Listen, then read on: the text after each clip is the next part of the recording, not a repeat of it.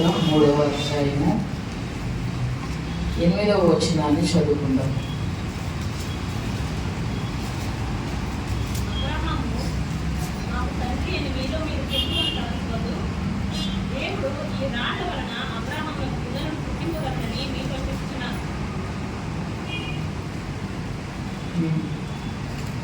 ఇప్పుడే గొడ్డలి చెట్ల వేళలో ఉంచబడి ఉన్నది కనుక మంచి ఫలం ఫలించని ప్రతి చెట్టును నరకబడి అగ్నిలో వేయబడు. మారు మనసు నిమిత్తము నేను నీళ్లలో మీకు బాప్తిస్మం ఇస్తున్నాను. అయితే 7వ వచనం చదవండి. 7వ వచనం అందరూ పరిసయ్యులలోను సద్దూకయ్యులలోను అనేకులు బాప్తిస్మం పొందవచ్చుట చూసి సర్వ సంతానమా యాకోబు పుత్రులను మీకు బుద్ధి చెప్పిన వాడను మారు మనసుకు తగిన ఫలం ఫలించు. మారు మనసుకు తగిన ఫలములు ఫలించుడి.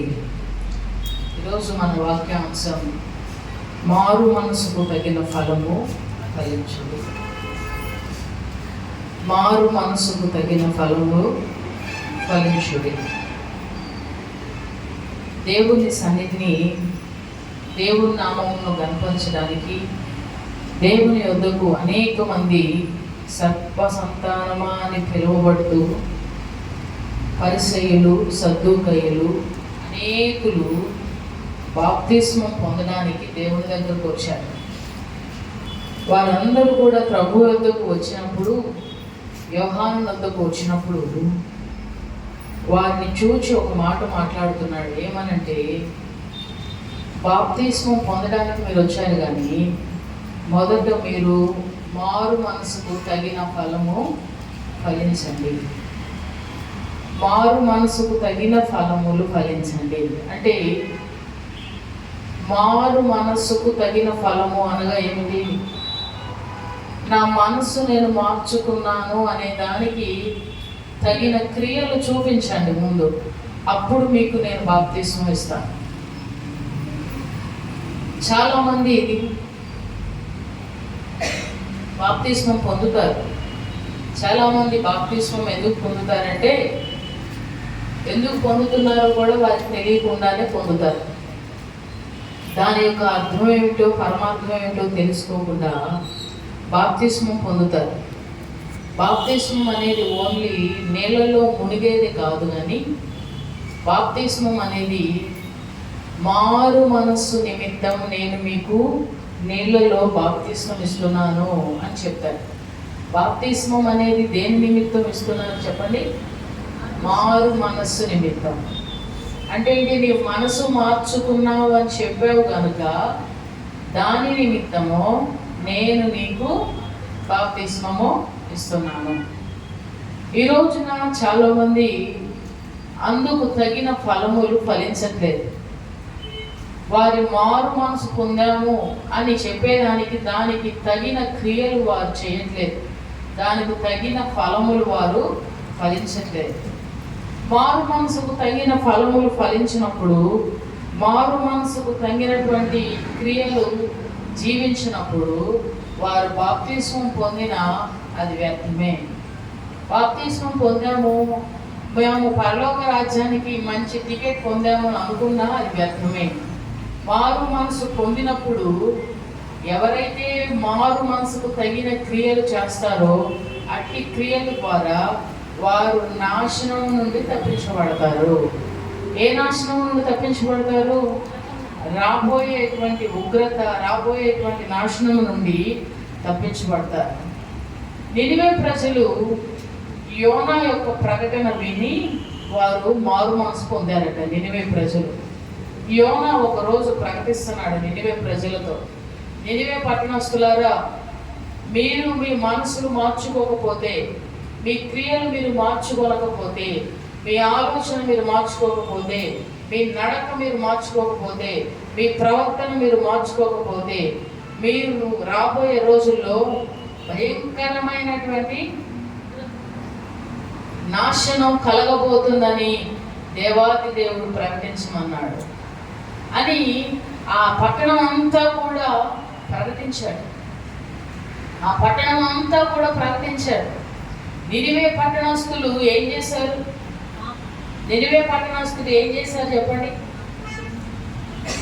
వాళ్ళు చేసిన కార్యం ఏంటో తెలుసా? మారు మనస్సు పొందాము అని, మా మనసు మేము మార్చుకున్నాము అని వారు చెప్పలేదు. మేము మనసు మార్చుకున్నామని వాళ్ళు ఎవరికి చెప్పలేదు. మేము మనసు మార్చుకున్నామని చెప్పేసి దేనికి చెప్పలేదు. కానీ వారి క్రియల ద్వారా వారు తెలియచేశారు. ఏమనంటే అందరూ కూడా గోనె పట్ట కట్టుకుని, అందరూ కూడా ఉపవాసం ఉండి, అందరూ కూడా చిన్న బిడ్డలతో సహా, రాజుతో సహా దేవుని సన్నిధిలో పశ్చాత్తాపడడం ప్రారంభించారు.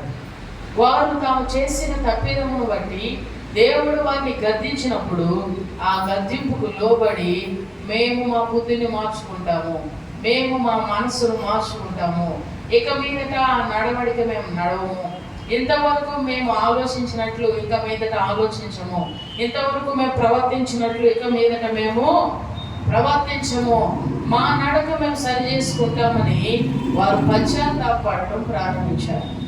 ఎప్పుడైతే వారు పశ్చాత్తాపడి వారి క్రియలు మార్చుకున్నారో, చూడండి యోనా గ్రంథం తీయండి.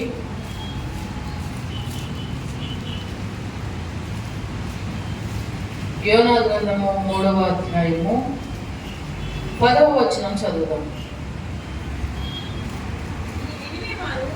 ఈ నినివే వారు తమ చెడు నడతలను మానుకొనగా వారు చేయుచున్న క్రియలను దేవుడు చూచి పశ్చాత్తాప్తుడై వారికి చేయుదునని తాను మాట ఇచ్చిన కీడు చేయక మానెను. ఎప్పుడు దేవుడు తాను మాట ఇచ్చిన కీడు చేయక మానాడు? వారు చేయుచున్న క్రియలను దేవుడు చూచి, వారు చేయుచున్న క్రియలను ఎవరు చూచారు? దేవుడు చూచి, వారు చెడు నడతలను మానుకొనగా అని ఉంది అక్కడ. ఏం మానుకున్నారట? వారు చెడు నడతలు మానుకున్నారు.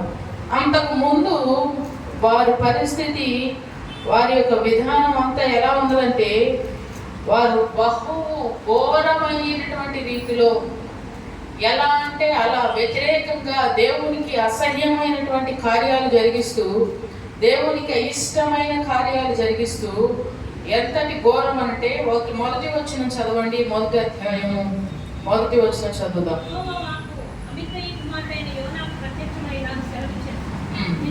నినివే పట్టణస్థుల దోషము నా దృష్టికి ఘోరమాయెను కనుక నీవు లేచి నినివే మహాపట్టణమునకు పోయి దానికి దుర్గతి కలుగునని ప్రకటించుము. వారి పట్టణస్థుల దోషము దేవుని దృష్టికి ఎలా ఉన్నదట? ఎట్లా ఉంది? ఘోరంగా ఉన్నది. నినివే పట్టణస్థుల దోషము వారి దృష్టికి ఘోరంగా ఉన్నది. ఘోరముగా ఉన్నప్పుడు ప్రభు అంటున్నాడు, మీకు నాశనము కలుగునని, ఆ పట్టణానికి దుర్గతి కలుగునని ప్రకటించు. వెళ్ళి ఆ పట్టణానికి దుర్గతి కలుగునని ప్రకటించు. వారి దోషము యెహోవా దృష్టికి ఘోరంగా కనబడుతుంది. వారి క్రియలు, వారి నడత యెహోవా దృష్టికి ఘోరంగా కనబడుతుంది. కనుక నాశనము కలుగునని ప్రకటించమని ఎవరితో చెప్తున్నాడు? ఎవరితో చెప్తున్నాడు? దేవుని సేవకునితో చెప్తున్నాడు. ఆయన మాట చెప్పేదానికి దేవుని సేవకుడు వచ్చి చెప్తున్నాడు, అమ్మా నీ బుద్ధిని మార్చుకో, నీ ఆలోచన మార్చుకో, ముందు నీ నడక మార్చుకో, నీ ప్రవర్తన సరిగా లేదు, మార్చుకోమని దేవుడు చెప్తున్నాడు. మార్చుకో, లేని ఎడల నాశనం కలుగునని చెప్పమన్నాడు. చెప్పమన్నది ఎవరు?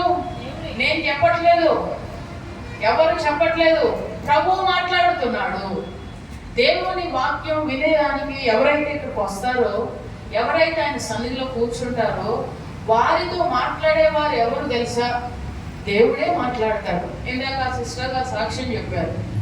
ఆమె హృదయాలోచన ఎవరికి తెలియదు, ఆమె హృదయంలో ఏమున్నదో ఎవరికి తెలియదు. మరొక విషయం చెప్పాలంటే, 2 వారాలుగా దేవుడు నాతో చెప్తున్నాడు ఆమెకు ఫోన్ చేయమని. నేనే చేయలేదు. దేవుడు చెప్తున్నాడు నాతో, ఆమె చాలా బాధపడుతుంది, ఆమెకు ఫోన్ చేయమని చెప్తున్నాడు. నేను ఈరోజు చేద్దాం, సాయంత్రం చేద్దాం, రేపు చేద్దాం, తర్వాత చేద్దాం అనుకుంటా కొద్దిగా బయటికి వెళ్ళడం రావటం అట్లాగా నా టైం అయిపోతూ ఉన్నది. చివరికి పాస్టర్ గారే రాజు బ్రదర్కి ఫోన్ చేసి మాట్లాడారు. వారు బాధపడుతున్నారు, వారిని ఓదార్చాలని ప్రభు నాతో మాట్లాడుతున్నారు. నేను మెల్లగా సరే ఒకరోజు ఇంటికి పిలిపించి లేదా ఇంటికి వెళ్ళైనా వారితో మాట్లాడదాం అనుకుంటూ నా రోజు అలా గడిచిపోయింది. ఒకరోజు ఆఫీస్లో వాళ్ళు బిజీగా ఉంటారు కదా, డ్యూటీలో ఉంటారు కదా, అలా అనుకుంటే నా టైం అయిపోయింది. నేను తర్వాత మర్చిపోవటం అయింది. ఈరోజు ఆమె చెప్తే నాకు మరలా గుర్తొచ్చింది. దేవుడు మనతో మాట్లాడతాడు. ఆయన ఆలోచన ఎవరైతే నిలబడతారో దేవుని సేవకుడు వారితో ప్రభు మాట్లాడతాడు. ప్రజల యొక్క మనస్సులు, ప్రజల యొక్క అంతరంగాలు, ప్రజల యొక్క ఉద్దేశాలు అన్నీ మొదట ఎవరికి తెలుసు? చెప్పాలి, ఎవరికి తెలుస్తాయి? తెలిసిన దేవుడు ఎవరితో మాట్లాడతాడు? ఎవరైతే ప్రకటించేవారు ఉన్నారో వారితో మాట్లాడుతున్నాడు. నువ్వు వెళ్ళి ఇలా ప్రకటించు, నువ్వు వెళ్ళి ఈ రీతిగా ప్రకటించు, కలుగునని ప్రకటించు, మేలు కలుగుతుందని ప్రకటించు, కీడు వస్తుందని ప్రకటించు, నష్టపోతారని ప్రకటించు, లాభం వస్తుందని ప్రకటించు, స్వస్థపరచబడతారని ప్రకటించు. వారికి ఏమి ప్రకటించాలో ఆ దైవజనునికి దేవుడు మాట్లాడతాడు. వాళ్ళు నువ్వెవరు, మాకు నాశనం కలుగుతుందని చెప్పడానికి నీవు ఎవరు? నువ్వెవరు? ఆ పట్టణం ఎలాంటి పట్టణం తెలుసా? మంచి వ్యాపారం, చాలా గొప్ప మరి ఒక ఉన్నతమైనటువంటి పట్టణం. ఆ రోజుల్లో అది మెయిన్, ఇప్పుడు మనకు రాజధాని ఎలాగో అలాగున అన్ని రకముల వ్యాపారాలు జరిగి చాలా ఉన్నతమైన స్థితిలో ఉన్నటువంటి ఒక చక్కని పట్టణము నినివే పట్టణం. వర్తక వ్యాపారులు అందరూ కూడా ఆ ప్రాంతానికి వచ్చి వెళ్తా బలమైన వ్యాపారం, విస్తారమైన వ్యాపారం జరిగేటువంటి ప్రాంతము ఆ పట్టణం. అటువంటి గొప్ప పట్టణం వారి దోషము యెహోవా దృష్టికి ఎలా కనబడింది? ఘోరమైనదిగా కనబడింది. వ్యాపారం బాగా జరుగుతుంది, అన్నీ బాగా ఉన్నాయి, కానీ వారి దోషము యెహోవా దృష్టికి ఘోరముగా కనబడింది. పట్టణములు చాలా చక్కగా ఉన్నాయి, పైకి చాలా చక్కగా ఉన్నారు చాలా మంది, కానీ వారి దోషములు యెహోవా దృష్టికి ఘోరంగా కనబడుతున్నాయి. కనబడినప్పుడు ప్రభు మాట్లాడతాడు. ఎవరు చెప్పాలి అని ఎవరు చెప్పరు, చెప్పాలి అనుకుని ఎవరు చెప్పరు. చాలా సందర్భాల్లో నేను సిద్ధపడైన వాక్యం ఒకటి ఉంటుంది, నేను ఇక్కడికి వచ్చినప్పుడు నా ఆలోచన దేవుడు మార్చి అది కాదు ఇది చెప్పమన్న వాక్యాలు చాలా ఎక్కువగా చెప్పాను. నేను ఒక్కొక్కసారి నేను చెప్పాలి అనుకున్నది చెప్పకుండా దేవుడు వేరొక రీతిగా దేవుడు నడిపించిన సందర్భాలు. ఆ సమయానికి దేవుడు ఏ మాట అయితే నా నోటికి ఇస్తాడో అది మాట్లాడటం నేను నిర్ణయించుకున్నాను. దేవుడు నాతో మాట్లాడమన్న విషయాన్ని మొహమాటం లేకుండా చెప్పడం నాకున్న అలవాటు. ఆ మొహమాటం లేకుండా చెప్పే దానిలో చాలామంది నేను నష్టపోయాను, అయినా పర్వాలేదు. మొహమాటం లేకుండా చెప్పి చాలామందికి నా మీద కోపం ఉంటుంది, మాట్లాడారని. కోపం ఉన్నా పర్వాలేదు. దేవుడు మనతో మాట్లాడమన్నారు, ప్రకటించు అన్నాడు, అంటే ప్రకటించాలి. నినివే పట్టణస్థులకు ప్రకటించు అన్నాడు, కానీ యోనా ప్రకటించకుండా, అమ్మో ఆ పట్టణం సంగతి నీకు తెలుసు కదా ప్రభు, ఎంత ఉన్నతమైన పట్టణం, ఎంత మంచి వ్యాపారం జరిగే పట్టణం, ఎంత చక్కని పట్టణం, అక్కడికి వెళ్ళి నన్ను ఎక్కడి నుంచి అక్కడికి వెళ్ళి మేలు కలుగుతుందని ప్రకటించమంటే ఎవరైనా ముందు వస్తారు. మేలు కలుగుతుందని ప్రకటించమంటే అమ్మా నీకు దీవెన వస్తుంది, నీకు ఆశీర్వాదం వస్తుంది అని అంటే ఎవరైనా ముందుకు వస్తారు. కానీ నీవు మార్చుకోవాలి అని చెప్పాలి అని అంటే చాలా కష్టం కదా. చెప్పాలి అని అంటే నా వల్ల కాదు ప్రభు అని అయ్యగారు నినివే వెళ్ళకుండా ఎటు వెళ్ళిపోయారు? దర్శించుకు వెళ్ళిపోయారు. ఎందుకు వెళ్ళారు? ఎందుకు వెళ్ళాడు చెప్పండి? చెప్పడానికి భయం. చెప్పడానికి భయం. చెప్పాలంటే భయం, చెప్పాలంటే కుదరదు. అమ్మో చెప్తే ఏమనుకుంటారో నా గురించి, చెప్పలేను ప్రభువా అని వేరే చోటుకి వెళ్ళాడు. చెప్పమన్నది చెప్పకపోతే వారికి నాశనమే కలుగుతుంది, వీరికి నాశనమే కలుగుతుంది. దేవుడు చెప్పమన్నది చెప్పలేదనుకో, దానివల్ల కలిగే నష్టం కూడా చాలా ఘోరంగా ఉంటుంది. నేను పలకమన్న మాటను పలకనప్పుడు నేను వద్దన్నది పలికామా, మాట్లాడమన్నవి మాట్లాడకుండా ఉన్నామా, దాని ఫలితం కూడా మేము అనుభవిస్తాము. దేవుడు మాట్లాడుతున్నాడు, నువ్వు వెళ్ళి ప్రకటించమని నినివే పట్టణస్తుల దగ్గరికి వెళ్ళడానికి భయమేసి యోనా వెళ్ళలేకపోయాడు. దాని ఫలితంగా మార్గం మధ్యలో ఏమైందో అదంతా మీకు తెలుసు. చివరికి వెళ్తాను ప్రభువా అని నిర్ణయించుకున్నాడు, వెళ్ళాడు.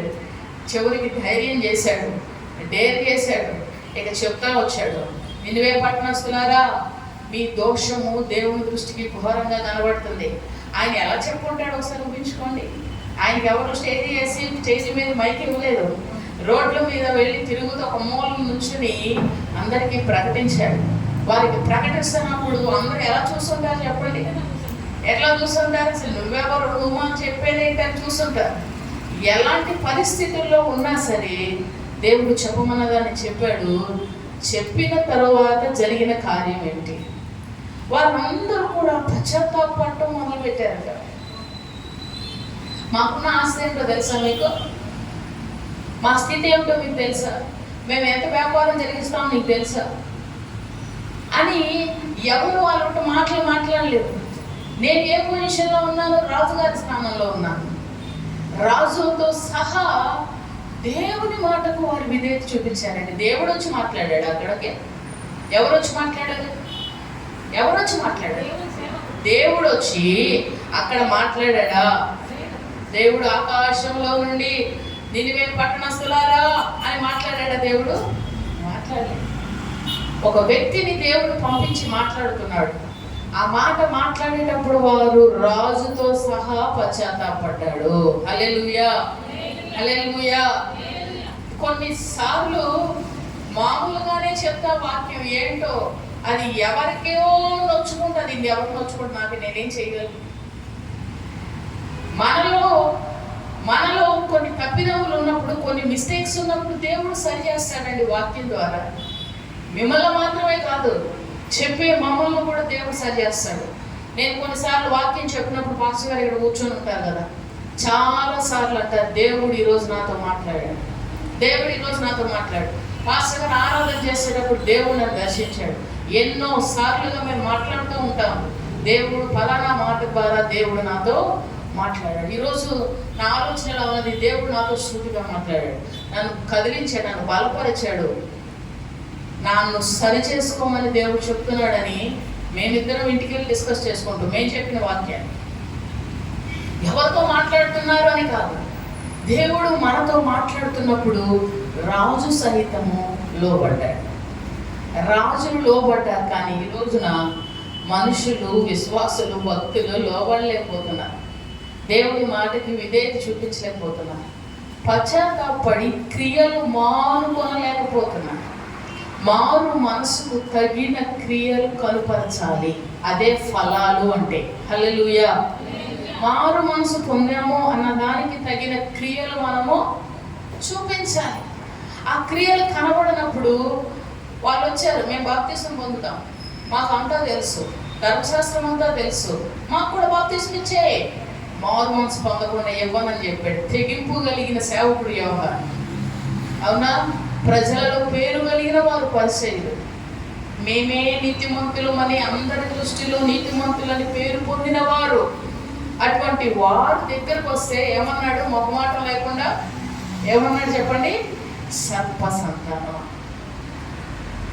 సంతానమా, మారు మనసు పొందిరండి. ఫస్ట్ ఏదో గుడుంగలు ముంచుతున్నాం అనుకుంటున్నారు మీరు, ఏదో ముంచేస్తున్నాం లేపేస్తున్నాం అనుకుంటున్నారేమో.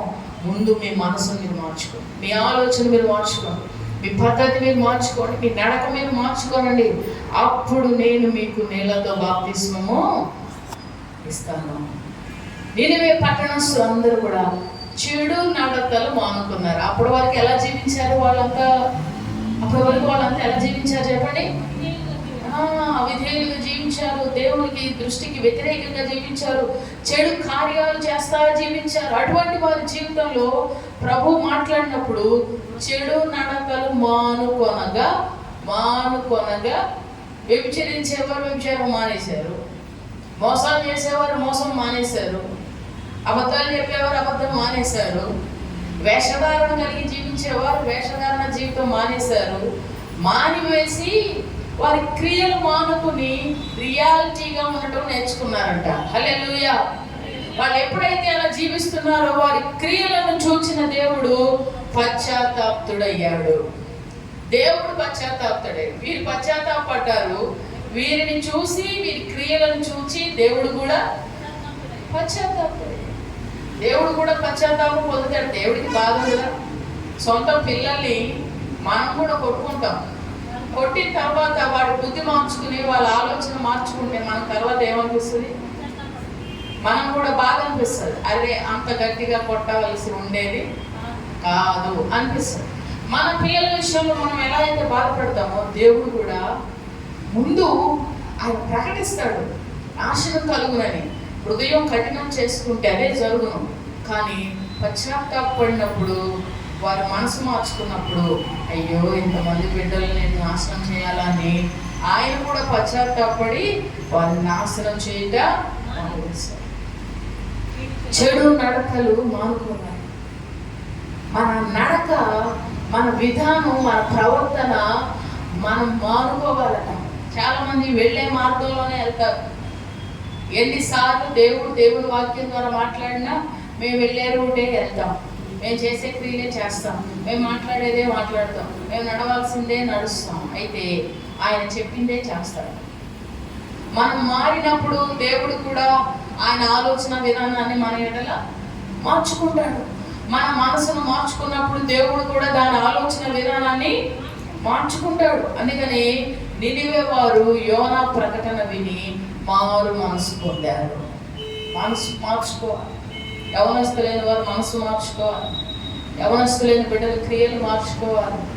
దేవుడు చెప్తున్నట్లుగా నడుచుకోవడానికి ప్రతి ఒక్కరూ ప్రయత్నించాలి.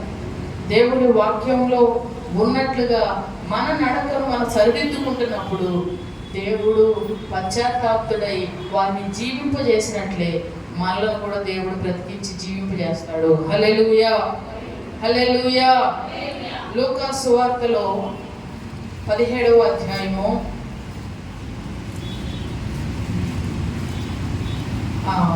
అపోస్తుల కార్యములు 8వ అధ్యాయము 22వ వచనం చదవండి. అక్కడ ఒక వ్యక్తి కనబడతాడు. అపోస్తుల కార్యములు 8వ అధ్యాయము 22వ వచనం.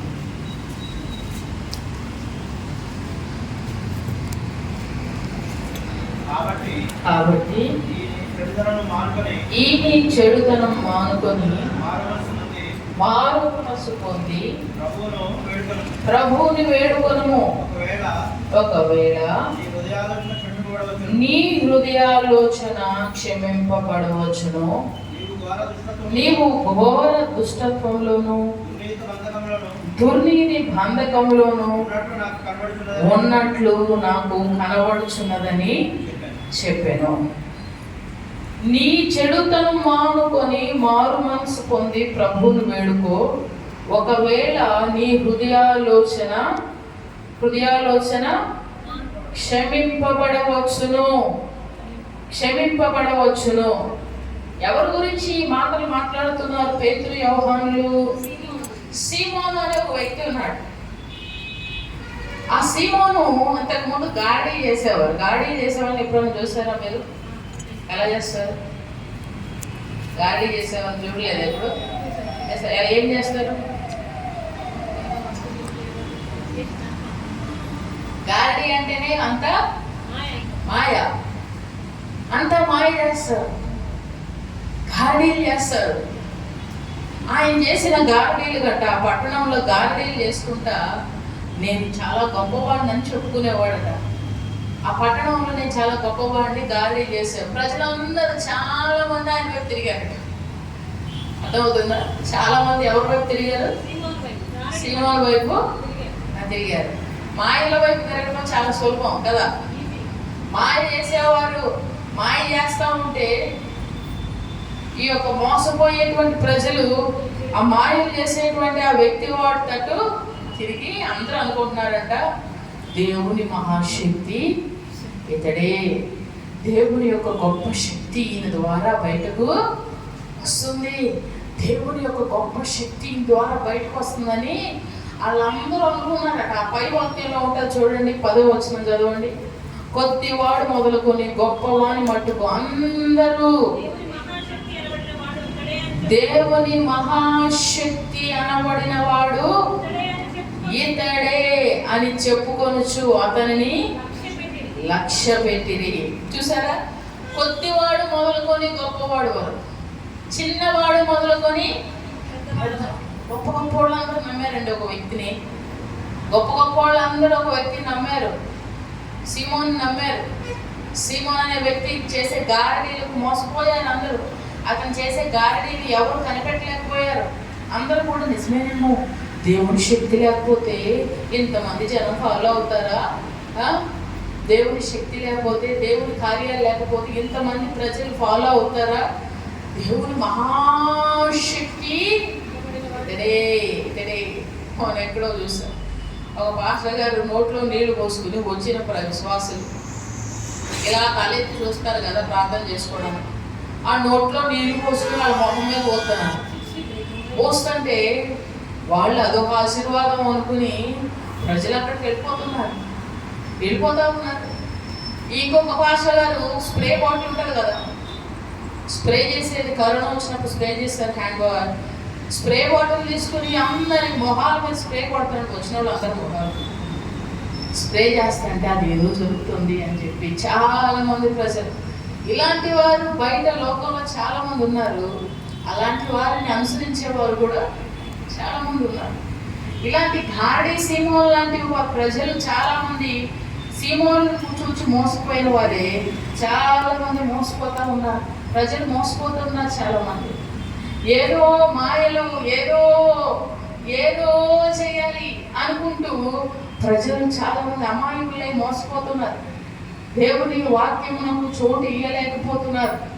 సీమోను చూసి అలాగే అనుకున్నారట, మహాశక్తి అయిన వాడు అరే. అసలు శక్తి వచ్చినప్పుడు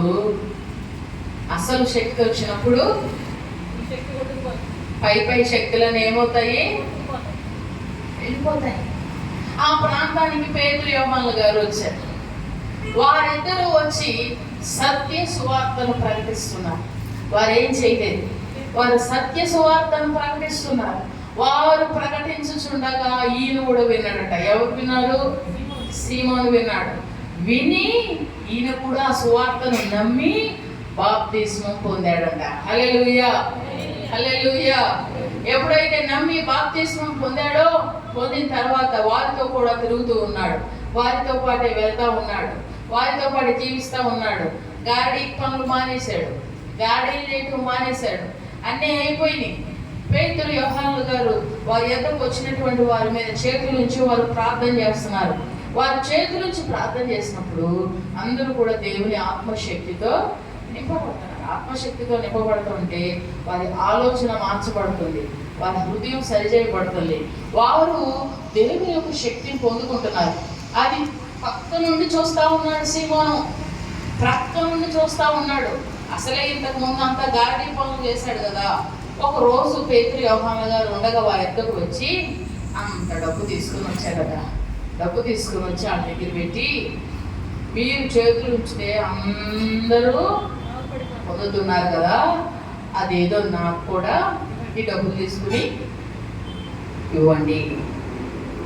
ఈ డబ్బులు తీసుకుని నాకు కూడా అటువంటి కార్యాలు చేసే ఆ వరాన్ని నాకు కూడా అనుగ్రహించండి అని అడుగుతున్నాడు. ఆ ఆలోచనే చాలా దుష్ట ఆలోచన. అర్థమవుతుందండి? నేను అడిగాను అంతే, జస్ట్ అడిగాను. ఇస్తే ఇస్తానని చెప్పాలి, లేకపోతే అలాంటిది కాదని చెప్పాలి. అంతేగాని దాని గురించి అదో పెద్ద హృదయాలోచన, దుష్టాలోచన ఇంత అవసరమా అంటే, అది హృదయాలోచన. నీవు చెడుతనం మాని దేవుని క్షమాపణ అడుగు. ఎవరిని అడగాలి క్షమాపణ? నీ బుద్ధి సరిగా లేదు, నీ ఆలోచన సరిగా లేదు. నువ్వు మందిరానికి వస్తున్నావు, వాక్యం వింటున్నావు, కానికిస్తున్నావు, కానీ ఆలోచన బుద్ధి మంచిగా లేదు. దేవుణ్ణి అడుగు. ఆయన ఒకవేళ మారు మనసు పొందితే ఒకవేళ నీ హృదయ ఆలోచన క్షమింపబడవచ్చును.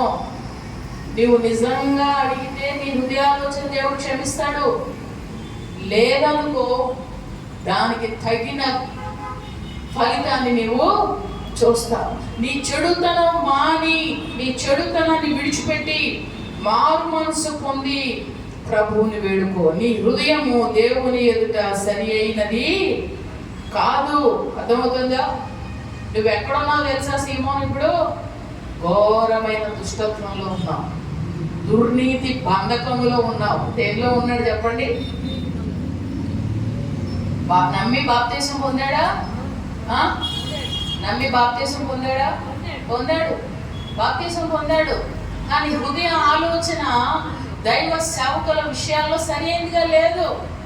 అది ప్రభు దృష్టికి ఎట్లా కనబడుతుంది తెలుసా? ఘోర దుష్టత్వంలోను దుర్నీతి బంధకంలోనూ ఉన్నావు నీవు మారు మనసు పొంది నీ చెడుతనం మానుకుని నువ్వు దేవుని క్షమాపణ అడుగు. ప్రభు నిన్ను క్షమిస్తాడు, ప్రభు నిన్ను క్షమిస్తాడు. లేకపోతే ఏం జరుగునని చెప్పారు మొత్తం అంతా. చెప్తే అప్పుడు అంటాడు, నేను ప్రభువుని వేడుకుంటాను, మీరు చెప్పినవి ఏవి నాకు జరగకుండా నా కోసం మీరు వేడుకోండి. చాలా మంది హృదయాల్లో వచ్చండి ఎంత దారుణంగా ఉంటాయి తెలుసా? ఎంత దారుణంగా ఉంటాయి తెలుసా? దేవునికి స్థలం ఇస్తారా? ఇచ్చిన తర్వాత ఆ స్థలం మీద మేమే పెత్తనం చేయాలంటారు. దేవునికి స్థలం ఇచ్చారు, దేవునికి స్థలం ఇచ్చి దాని మీద పెత్తనం ఎవరిది? మాదే. దేవునికి ఒక వస్తువు ఇచ్చారా? ఆ వస్తువు మీద పెత్తనం ఎవరిది? మళ్ళా మాదే. దేవునికి ఒక పైస, దేవునికి కానుక ఇచ్చామా? ఆ కానుక మీద మళ్ళీ పెత్తనం ఎవరిది? మాది. సరి అయినటువంటి ఆలోచన విధానం కాదది. సరి అయిన ఆలోచన విధానం కాదు. అది ఘోరమైనటువంటి దుష్టత్వము. అది దుర్నీతి బంధకములు ఉన్నటువంటి వ్యక్తుల యొక్క హృదయాలోచనలు ఆ విధంగా ఉంటాయి. అటువంటి మనుషులు దేవుని యొక్క క్షమాపణ అడిగితేనే తప్పితే హృదయపూర్వకంగా మారు మనసు పొంది క్షమాపణ అడగాలట. ఏం పొంది క్షమాపణ అడగాలి? చెప్పండి, ఏం పొంది క్షమాపణ అడగాలి? నన్ను క్షమించాయా, నన్ను క్షమించాయా. ఏం క్షమించేది? ముందు మనసు మార్చుకున్నావా? నేను అలా మాట్లాడింది తప్పు అని ఒప్పుకున్నావా? అవును నిజమే, నేను అలా అన్నకుండా ఉండాల్సింది, నేను అన్నది నిజంగా తప్పు ప్రభు, నా మనసు మార్చుకుంటున్నాను, ఇక మీదట అన్నాను. అది మారు మనసు. అది మారు మనసు. ఏదో అన్నాడు ప్రభు అంతా తర్వాత సంగతి, కానీ ముందు నన్ను క్షమించేసే, ముందు నన్ను క్షమించేసే, ముందు నన్ను సరి చేసే, ముందు నాకు ఇవ్వాల్సిన ఇచ్చేసే కాదండి. మన ఆలోచన విధానం, మన నడక, మన దేవుని యొక్క సరి చేసుకోవాలి. సరి చేసుకోవడానికి ఇష్టపడితేనే దేవుని మందిరం. దేవుని బ్లెస్సింగ్ ఎప్పుడూ ఉంటుంది. చెప్తున్నాను చూడండి, దేవుని యొక్క ఆశీర్వాదం ఎప్పుడు ఒక వ్యక్తి మీద. ఆయన తండ్రి తన పిల్లలను ప్రేమించినట్లే మన పరమ తండ్రి మనల్ని ప్రేమిస్తాడు. మనల్ని మనం అడిగినా అడగకపోయినా, అడుగు వాటికన్నా ఊహించే వాటికన్నా అత్యధికంగా చెప్పాలి. అత్యధికంగా నువ్వు అడిగావు ఇంతే. ఒక్కడిమ్మన్నాడు ఇస్సాకుని. ఎంతమందిని ఇచ్చాడు దేవుడు? ఒక్కడివు ప్రభు అన్నాడు. ఇస్సాకు ఒక్కడివు నాయన. అడగకపోతే దేవుడు ఎప్పుడేమో, అడగకపోతే అడిగినా అడగకపోయినా దేవుడు ఇస్తాడు. అలానే అడగడం మానవని కాదు నేను అనేది. నువ్వు సరి చేసుకోగలిగితే నువ్వు అడగకుండానే నీ దగ్గరకు అన్ని పరిగెత్తుకుంటా వస్తాయి. నీ ఎదుట ఆటోమేటిక్గా దేవుని ద్వారా తెరవబడతాయి. నీ కుటుంబంలో, నీ బిడ్డల జీవితంలో, నీ జీవితంలో దేవుని యొక్క నిజమైన ఆశీర్వాదం ఏంటి తెలుసా? సమాధానం, శాంతి, నెమ్మది కలిగి బ్రతకడమే. హల్లెలూయా. అటువంటి స్థితిని దేవుడు మనకి ఇస్తాడు. మన ఆలోచన విధానం మనం దేవుని ఎదుట మనం సరైనది కాదని తెలుసుకున్నప్పుడు ఒప్పుకొని విడిచిపెట్టబడితే, మారు మనసు పొందితే, క్షమాపణ వేడుకుంటే దేవుడు మనం క్షమించి దానికి తగిన ఆశీర్వాదాన్ని దేవుడు మనకు ఇస్తాడు. ఆలోచన మార్చుకోవాలి, జీవిత విధానం మార్చుకోవాలి. తెలిసి కూడా కొంతమంది ఒప్పుకోరు. దేవుని దగ్గరకు వచ్చిన మనుషుల దగ్గర ఎట్లాగో ఒప్పుకోరు, కానీ దేవుని దగ్గర కూడా ఒప్పుకోరు. మనం ఎప్పుడైతే ఒప్పుకోమో నువ్వు వాడి చేతిలో ఉన్నావు, దుష్ట బంధకంలో ఉన్నావు. ఎవరి చేతిలో ఉన్నావు చెప్పు? దుష్ట బంధకంలో ఉన్నావు. వాడు నిన్ను ఈడ్చుకుని వెళ్ళిపోతాడు. దేవుడట అవకాశం ఇస్తాడట. మారు మనసు పొందడానికి దేవుడు ఏమి ఇస్తాడు? అవకాశం ఇస్తాడట. అవకాశం ఇస్తాడు, ఛాన్స్ ఇస్తాడు. ఒక సండే అవకాశం ఇస్తాడు, ఒక సాటర్డే అవకాశం ఇస్తాడు, ఒక ప్రేయర్ మీటింగ్లో అవకాశం ఇస్తాడు, ఒక ఉపవాస ప్రార్థనలో అవకాశం ఇస్తాడు, ఒక గృహ కూడికలో అవకాశం ఇస్తాడు. దేవుడట మారు మనసు పొందేదానికి అవకాశం ఇస్తాడట దేవుడు. ఆ అవకాశాన్ని సద్వినియోగం చేసుకున్నవాడు ధన్యుడవుతాడు. అవకాశాన్ని దుర్వినియోగం చేసుకున్నవాడు విసర్జింపబడతారు. ఏం చేయబడతారు? విసర్జింపబడతారు. దేవుని చేతిలో నుండి అసహించుకోబడతారు. దేవుని దృష్టిలో నుండి వారు ఉమ్మివేయబడతారు. దేవునికి దూరమైనటువంటి కార్యాలు చేయడానికి దేవుడు వారిని విడిచిపెట్టేశారు కనుకనే ఇక వాళ్ళు ఏ కార్యాలు చేస్తారో వాళ్ళే తెలియదు. వాళ్ళు ప్రార్థన చేస్తున్నామంటారు, ప్రార్థనలో ఉన్నామంటారు, దేవుడు నమ్ముకున్నామంటారు. వాళ్ళు ఎన్ని కార్యాలు, విగ్రహారాధకులకి వాళ్ళకి తేడా ఉండదు. విగ్రహారాధన చేసే వాళ్ళు ఎలా ఉంటారు, వాళ్ళు అలాగే చేస్తారు. అందరి కోసం బ్రతకడం నేర్చుకుంటారు, అందరిలాగా బ్రతకడం నేర్చుకుంటారు. అది ఏదో చెప్పుకుంటారు. కారణం ఏంటి తెలుసా? దేవుడు వారిని విసర్జించాడు. ఎందుకు దేవుడు విసర్జించాడు తెలుసా? మారు మనసు పొందే అవకాశాన్ని సద్వినియోగం చేసుకోలేదు. చాలామంది హృదయాన్ని కఠినం చేసేసుకుంటారు. హృదయం కఠినం చేసుకుంటే దేవుడు భ్రష్టత్వానికి అప్పగించేస్తాడట. దేవుడే అప్పగిస్తాడు. భ్రష్ట మనసుకు అప్పగిస్తాడట. ఇక ఆ మనసు పశ్చాత్తాపం రాదిక, అది పశ్చాత్తాపడదిక, అది మారు మనసు పొందాలనే ఆలోచన రాదు. ఎన్ని పాటలు పాడు, ఎంత ప్రార్థనకి వెళ్ళు, ఎక్కడికైనా వెళ్ళు, ఆ హృదయం కఠినంగానే ఉంటుంది. అందుకని మారు మనసు పొందే అవకాశం దొరకలేదు ఒక వ్యక్తికి. ఎవరు చెప్పండి? ఎవరికి దొరకలేదు మారు మనసు పొందే అవకాశం? యూదాకు దొరికింది. మారు మనసు పొందే అవకాశం దొరకలేదని ఒక వ్యక్తి గురించి రాయబడి ఉంటుంది. ఎవరికి? ఏశావుకి. మారు మనసు పొందే అవకాశం దొరకక విసర్జించబడెను. మారు మనసు పొందే అవకాశం దొరకలేదు. యూదాకు దొరికింది. వాడు హృదయాలోచన చెడ్డగా ఉన్నప్పుడే మీలో ఒకడు నన్ను అప్పగిస్తాడని చెప్పాడు. వెనకాల నుండి సంచి పట్టుకుని కానుకలు మోసే వ్యక్తి. పాస్టర్ గారు వెనకాలే ఉంటాడు, సంచి మోస్తాడు, కానుకలు పడుతూ ఉంటాడు. ఎవరు కానుక ఇచ్చినా ఆయన సంచిలో వేస్తాడు. దేవుడు అంత నమ్మకంగా ఆ పక్కన వ్యక్తిని పెట్టుకుంటే ఈయన హృదయాలోచన ఎట్లా ఉంది? అంతేనారా? మళ్ళీ అంటారు బయటకు వచ్చి, మేము ఎంత నమ్మకంగా ఉన్నాం తెలుసు అయ్యగారు వెనకాల ఎంత నమ్మకంగా ఉన్నామో తెలుసా, ఎంత కానుకిచ్చినామో తెలుసా, ఎంత పరిచయం చేసినామో తెలుసా. నీ బుద్ధి సరిగా లేదు. నువ్వు పక్కనే ఉన్నావు, అందరూ దూరం ఉన్నారు, నువ్వు నా ప్రక్కనే ఉన్నావు, నా సంచి పట్టుకున్నావు. నేను కానుక సంచి నీకు ఇచ్చినానంటే ఎంత నమ్మకం నీ మీద. అవునా? శిష్యులందరిలో ఇస్కరియోతు యూదాకి కానుక సంచి దేవుడు ఇచ్చింది. ఎవరు ప్రార్థన చేసినా, దేవుడు ఏమి ఇచ్చినా ఆయన దానిలో వెళ్తాడు. దేవుడికి కూడా తెలుసుకోలేదో కానీ ఆయనకైతే తెలుస్తుంది. అంత నమ్మకంగా పక్కన ఉండి సమస్తము. మరి యేసు ఎక్కడికి వెళ్తే అక్కడికి వెళ్ళినాడే కదా, అనుక్షణం వెంటనే ఉన్నాడు. కానీ హృదయం ఎలా ఉంది? పైకి ఎలా ఉన్నాడు? అందరూ ఏమనుకుంటారు ఇప్పుడు ఆయన చూసి? చెప్పాలి. అందరూ ఏమనుకుంటారు? ఎంత గొప్పవాడు, అసలు అయ్యగారు అంత స్థానం ఇచ్చారంటే ఆయనకి, ఆయన ఎంత చాలా గొప్పవాడు, బాగా ప్రార్థన చేస్తాడేమో, బాగా సాక్ష్యం మంచి ఉంటాడేమో. బుద్ధి సరిగా లేదు.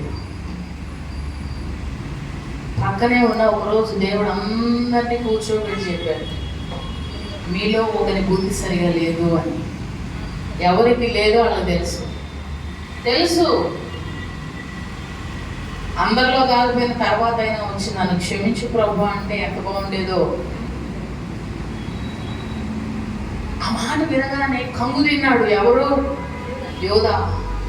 కంగు తిని వాళ్ళందరి మధ్యలోంచి లేచి వెళ్ళిపోయాడు. ఆ రోజే లేచి వెళ్ళిపోయాడు. ఎక్కడికి వెళ్ళిపోయాడు తెలుసా? డైరెక్ట్ ఎవరితో అయితే సహవాసం చేస్తున్నాడో రహస్యంగా దేవుని దగ్గరే ఉండి, దేవుని మందిరంలోనే ఉండి, దేవుని సమూహంలోనే ఉండి దొంగ సహవాసాలు చేసే వాళ్ళు ఉంటారు. సాతాను సమూహంతో సహవాసాలు చేస్తారు. వాళ్ళు బుద్ధి సరిగా ఉండదు. వీళ్ళు వాళ్ళతో సహవాసం చేస్తారు. వాళ్ళు వీడిని పాడు చేస్తారు. వీడి ద్వారా వీళ్ళు పాడవుతారు. టోటల్ సంఘం పాడవుతుంది. అటువంటి వ్యక్తులు చాలా మంది నేను చూశాను.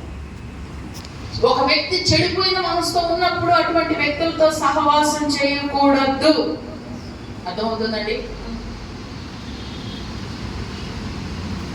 సరి అయినదిగా లేనప్పుడు, వారి హృదయ ఆలోచన సరిగా లేనప్పుడు వారితో సహవాసం చేస్తే నీకేమొస్తాయి మాటలు? వాళ్ళు యేసు ప్రభువుని పట్టుకోవాలని చూస్తున్నారు. నువ్వు వాడి దగ్గరికి వెళ్తే వాళ్ళు ఏం చెప్తారు నీకు? దగ్గరున్నావు కదా, యేసు హృదయానికి ఎంతో దగ్గరున్నావు కదా, యేసును పట్టుకోవడానికి సరైనడు దొరికాడు. వీడిని పట్టుకుని యేసుని ఒక ఆట ఆడుకోవచ్చు అనుకున్నారు. చాలా మంది మనం ఎవరితో సహవాసం చేస్తున్నామో తెలియదులే అనుకుంటారు.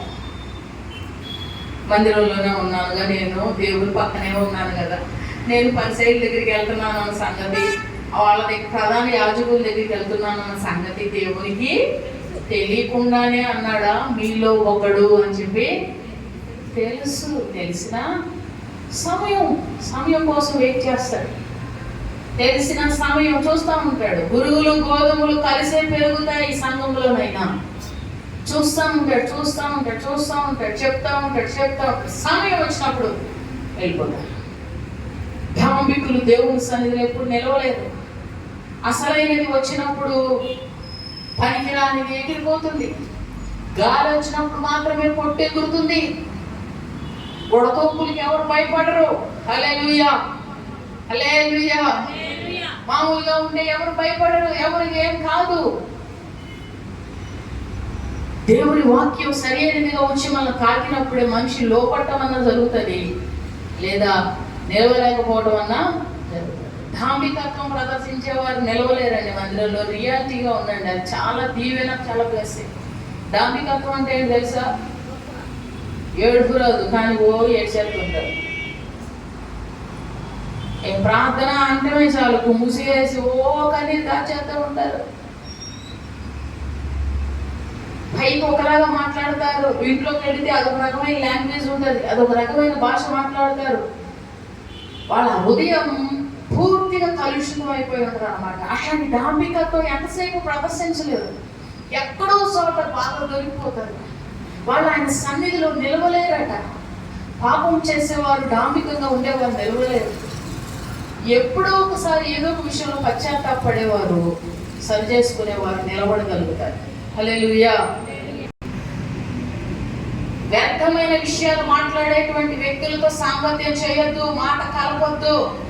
ప్రైజ్ ది లార్డ్ అంటే ప్రైజ్ ది లార్డ్ అంతే, ఇంకేం అవసరం, ఎక్స్ట్రా విషయాలు అవసరం. ఎందుకు? మాట్లాడితే ఏమవుద్ది? అందరూ సహోదరులమే కదా, అందరూ మంచి వాళ్ళగా ఉండాలి కదా. భక్తిహీనులతో సాంగత్యం చేస్తే సహవాసం అనేది నేను భక్తిహీనతలోకి లాగేస్తాను. భక్తి కలిగిన వారు భక్తిహీనులతో సాంగత్యం చేస్తే, ప్రార్థన చేసేవారు ప్రార్థనాహీనులతో సాంగత్యం చేస్తే, పనికిరాని విషయాలు ఎక్కువ మాట్లాడే వారితో సాంగత్యం చేస్తే, వీరిలో ఉన్నటువంటి దేవుని ఆత్మను కోల్పోయిన వారై వీరు కూడా అదే స్థితికి మారిపోతారు. అందుకని వారి మాట ఎలా ఉన్నది, వారి ధోరణి ఎలా ఉన్నది, వారి నడక ఎట్లా ఉన్నది అనేది మనం సహవాసం చేసేటప్పుడు చూసుకోవాలి. తెల్లగా ఉన్నవన్నీ పాలు, తెల్లగా ఉన్నాయన్ని పాలేనా? ముసుగేసుకుని ప్రార్థన చేసిన వాళ్ళందరూ భక్తులేనా? ఆత్మ చేగిన వాళ్ళందరూ ఆత్మ పొందినట్లేనా? కాదు. అమ్మో బాగా ప్రార్థన చేస్తుందండి, బాగా పాటలు పాడుతుందండి, బాగా భక్తులు అనుకుంటారా? అనుకోకూడదు. క్రియలు సరి అయినవిగా లేనప్పుడు వారు ఎవరితో కలిసి మాట్లాడుతున్నారు, ఎవరు దేనితో? పాస్టర్ గారికి వ్యతిరేకంగా ఉంటారు, వీళ్ళు వాళ్ళతో సహవాసం చేస్తారు. వాళ్ళు ఏమో పాస్టర్ గారికి వ్యతిరేకంగా మాట్లాడతారు. వీళ్ళ ఫ్రెండ్షిప్ ఎవరితో? వాళ్ళతో. మా వీళ్ళ బుద్ధి ఏమవుతుంది? కొన్ని రోజులకి ఏమవుతుందో చెప్పండి, వీళ్ళు దాన్ని చెప్తారు. మనం చెప్పామనుకో డైరెక్ట్, ఇదిగో పాస్టర్ గ్రూప్లో చెప్పింది, ఇదిగో పాస్టర్ అన్న మీతో మాట్లాడొద్దని చెప్పాడు అని చెప్తారు. మన పేరు మనకెందుకు? మనం సైలెంట్గా ఉంటమే. సమయం వచ్చినప్పుడు జరగాల్సింది జరుగుతూ ఉంటుంది. దేవునిలో నుండి బయలుపోయేదానికి సహవాసం చాలా ప్రభావం చూపిస్తుంది. వాడి హృదయాలోచన క్షమించబడవచ్చు నువ్వు మారు మనసు పొందితే. దేవుడు అంటున్నాడు, ముందు మీ మనసు మార్చుకొని దానికి తగిన ఫలాలు ఫలించండి. మారు మనసుకు తగిన ఫలములు ఫలించండి. అవి నాకు కావాలి. మారు మనసు పొందకుండా మనం అందరం బాప్తిసం పొందాం. దేవుడు అన్నీ ఇస్తాడండి, సమృద్ధిగా ఇస్తాడు, మంచిగా ఇస్తాడు. దేవుడు సమృద్ధి ఇస్తాడు. నీ మనసు మార్చుకోకపోతే, హృదయాలోచన క్షమించబడకపోతే నువ్వు దుష్టుని బంధకంలో ఉన్నావు, దుర్నీతి బంధకంలో ఉన్నావు. ఏదో ఒక రోజు వాడు నేను చెట్టుకు ఉరివేసుకున్నట్లుగానే నేను ఈడ్చుకుని పోతాడు, ఈడ్చుకుని వెళ్ళిపోతాడు. మారు మనసు పొందే అవకాశం దేవుడు యోధాకి ఇచ్చాడు, కానీ అవకాశాన్ని సద్వినియోగం చేసుకోదు. అవకాశాన్ని దుర్వినియోగపరుచుకున్నాడు. యోధాకి ఇచ్చాడు, ఏశావుకి ఇచ్చాడు, అవకాశం దొరకలేదు, అవకాశాన్ని సద్వినియోగపరచుకోలేదు. ఈరోజు దేవుడు మనకు కూడా ఒక అవకాశం ఇస్తున్నాడు. మన ఆలోచన సరి చేసుకో. నాకు కూడా చాలా విషయాల్లో కొన్ని ఆలోచనలు వస్తాయి.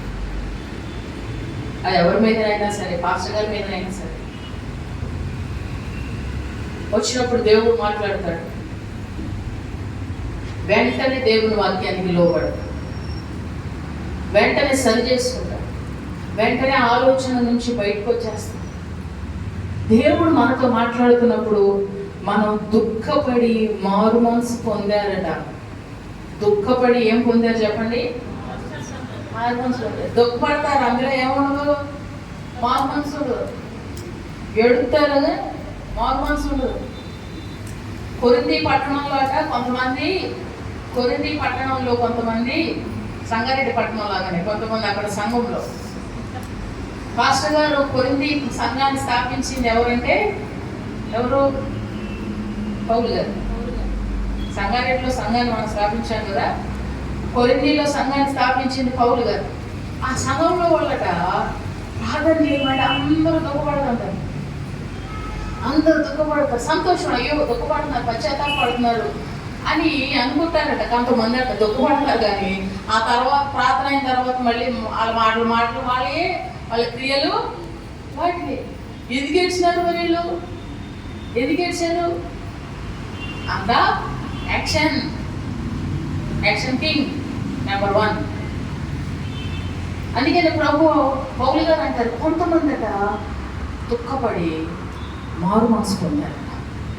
వాళ్ళు పశ్చాత్తాపడి మారు మనసు పొందారు. అందుకని అంటాడు, మీరు దుఃఖపడి మారు మనసు పొందితిరని నేను సంతోషిస్తాను. దైవ చిత్తానుసారమైన దుఃఖము అది. ఏ చిత్తానుసారమైన దుఃఖం అండి? దైవ చిత్తానుసారమైన దుఃఖం మారు మనసు కలిగేస్తుంది. హల్లెలూయా చెప్పండి. దైవ చిత్తానుసారమైన దుఃఖం రక్షణార్థమైన మారు మనస్సును కలిగిస్తుంది. ఒక్కొక్క దుఃఖాలు కలిగించు. ఇప్పుడు చెప్పిన వాక్యం ఒకటి, ఈ ఏడ్చేది ఎందుకు తెలుసా? నా కొడుకు బాగాలేదయ్యా, నా కూతురు బాగాలేదు, నాకు ఉద్యోగం రాలేదు, మా పక్కింటి వాళ్ళు తిట్టారు, వాళ్ళు మమ్మల్ని ఎట్లా అనుకుంటున్నారు, అందుకు ఏడుతుంది. వాక్యాన్ని బట్టి కాదు ఏడ్చేది, దేవుని వాక్యం బట్టి సరి చేసుకుని కాదు ఏడ్చేది. మామూలు ఏడుపులు ఏడుతూ ఉండదు, అది మారు మనసు కలుగ చేయదు. దైవ చిత్తానుసారమైన దుఃఖం దేవుని వాక్యం ద్వారా గుర్చబడిన వారై నేను ఆ స్థితిలో ఉన్నాను అని గుర్తెరిగి ఎవరైతే దుఃఖపడతారో ఆ దుఃఖము మారు మనసు కలిగింది. కొంతమంది ఉంటారా, దుఃఖం సంగతి లేదు, ఏ సంగతి లేదు. ప్రార్థన అంటే అటు ఇటు చూస్తూ ఉంటారు, ఒక కన్ను ఎత్తుతారు, ఒక కన్ను తెచ్చుతారు, అటు ఇటు చూస్తూ ఉంటారు, కళ్ళు మూయరు, ప్రార్థన చేయరు, నోట్లోంచి మాట రాదు. సంవత్సరాలు తరబడి మందిరానికి వచ్చిన నోట్లో నుంచి ప్రార్థనే చేయరు. ఏం విన్నారో ఏం అర్థం కాదు. ఇంతకన్నా విడమర్చి చెప్పడం ఇంకెవరైనా ఉంటారా? అంత విడదీసి అర్థమైనట్టు చెప్పిన వాళ్ళ హృదయాల్లో ఏ విధమైన గ్రహింపు రావట్లేదు. మారు మనసు పొందేదానికి వారి హృదయానికి వారు చోటు ఇవ్వట్లేదు, వారి హృదయాల్లో కఠినం చేసుకుంటున్నారు. అటువంటి వారు తమ జీవితంలో ఏ విధమైన ఫలము లేని వారే అంజూరపు చెట్టు ఉండనట్లే ఉంటారు. దీనివల్ల భూమి ఎందుకు వేద్దాం అంటాడు దేవుడు. 3వ అధ్యాయం, నేను ప్రేమించే వారందరినీ గద్దించి శిక్షించున్నాను, కనుక నీవు ఆసక్తి కలిగి మారు మనసు పొందు. గద్దించినప్పుడు, శిక్షించినప్పుడు ఏం పొందుము? మారు మనసు పొందు. గద్దించి శిక్షణ సంగతి శిక్షించేదానికి వెళ్ళవసరలా. గద్దించినప్పుడే మారు మనసు పొందు. ఆసక్తి కలిగి మారు మనసు పొందాలని. అంటే దేవుడు నన్ను గద్దించాడు, దేవుడు నన్ను సరిచేశాడు, మారు మనసు పొందు. చాలా ఉంటాయండి లోపల, చాలా ఉంటాయి మనసు లోపల, చాలా ఉంటాయి. అన్నీ మనం అనుకున్నట్లు చేస్తే మనం దేవుని యొక్క నిజమైన బ్లెస్సింగ్ పొందలేము. దేవుడు మనల్ని కొన్నిసార్లు కొన్ని పరిస్థితులు అట్లా అనుకూలించబడేటట్టు చేస్తాడు, ఇరుస్తాడు దేవుడు. దెబ్బ బాగా తగిలేటట్టు చేస్తాడు, మనకి పెయిన్ వచ్చేటట్టు చేస్తాడు దేవుడు. అందరూ నన్ను అప్రిషియేట్ చేస్తున్నారు అనుకో, నాకు ఏమైనా నొప్పి ఉండదా? నాకు నొప్పి తగలదు కదా. నేను ఎలాగైనా నాకు పాటించారనుకో, నాకు ఏమైనా బాగుంటుందా? నాలో ఉన్న ఫీలింగ్ ఎలా ఉంటుంది? నేను పెద్ద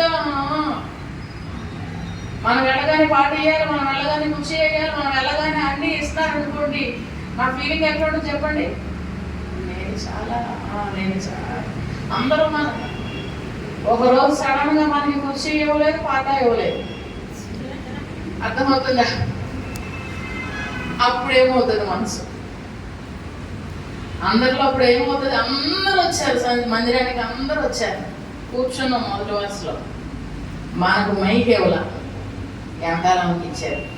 అప్పుడు ఎట్లుంటుంది? అప్పుడు మనసులో ఫీలింగ్ ఎట్లుంటుంది చెప్పాలి? ఆలోచన ఎలా ఉంటుంది చెప్పలేంటి? నీకు తెలీదా? నాకు ఇవ్వలేదేంటి ఈరోజు?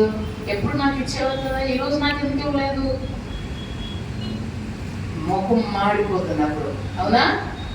మాడకూడదు.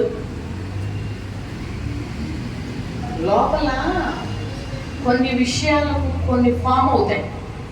గర్వము, అహంకారం, నేనే, అవన్నీ దేవుడు కొన్నిసార్లు పిలుస్తాడు. వేరవబడాలి. అక్కడ పెడితే అక్కడ కూర్చోవాలి, ఇక్కడ పెడితే ఇక్కడ కూర్చోవాలి. అలా నువ్వు ఆడబడితేనే నువ్వు సేవలో వాడబడతావు. హల్లెలూయా. నేను ఆడే ఉంటానయ్యా, నేను ఇక్కడికి రాలేనయ్యా, నన్ను అందుగా కుదరదయ్యా అంటే నువ్వు దేవుడు వాడుకోలేడు. అక్కడి నుంచి నేల దాకా దింపవసరం, ఒక్క మెట్టు దించితే చాలు మొహం మాడిపోతుంది. చాలా మందికి మాట్లాడడం మానేస్తారు, మందిరానికి రావడం మానేస్తారు, మనం చెప్పడం మానేస్తారు. ఎందుకని? హృదయంలో నొప్పి తట్టుకోలేరు. చాలా ఎక్స్పీరియన్స్ ఇలాంటివి నా జీవితంలో నేను ఎన్నో చూశాను. దేనికైనా సిద్ధం ఉంటాను నేను.